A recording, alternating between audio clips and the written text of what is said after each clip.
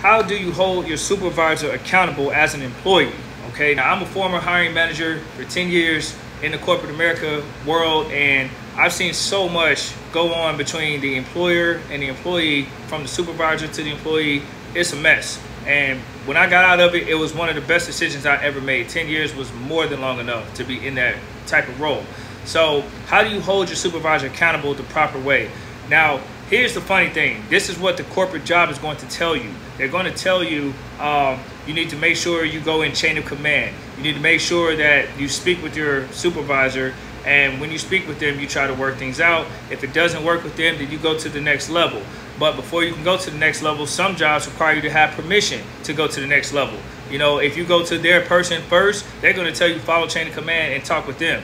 So tell me, companies, why does it make sense to have an employee talk to their supervisor who they have a problem with first? If they have an issue, obviously they couldn't work it out. They need someone to be a third party, like human resources. And the problem is that corporate America draws up this playbook like it's going to really be a resolution of one size shoe fits all. And the vast majority of the time, it's actually the worst type of playbook that they could have. You don't have a disgruntled employee go head on with their supervisor.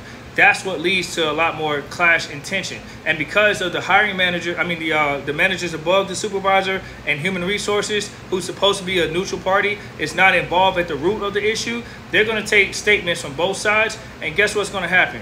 That supervisor knows somebody in the higher up, and because they're cool, they're in, cahoots together, they're going to sit here and act like they're going to play it fair. So what they're going to do is give you some fake assessment, fake resolution, and you're just going to have to keep everything business while you're disgruntled on the inside. That is not a resolution, guys. That only creates more turmoil and friction.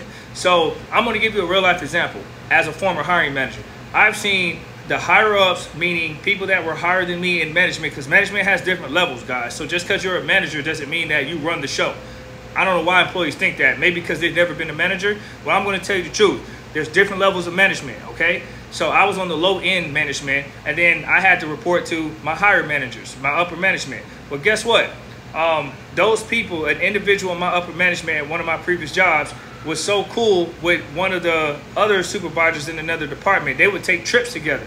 Now, you talk about a conflict of interest, but because she was so high up, nobody cared and nobody tried to check her. They was all afraid of her. So when people did complain about her friend abusing her power, man, she slap on the wrist. Nothing happened. And they end up losing more employees. So if you want a yes person, they don't keep you. It's just crazy to me. Stay tuned for part 2, because I'm going to get real deep with this.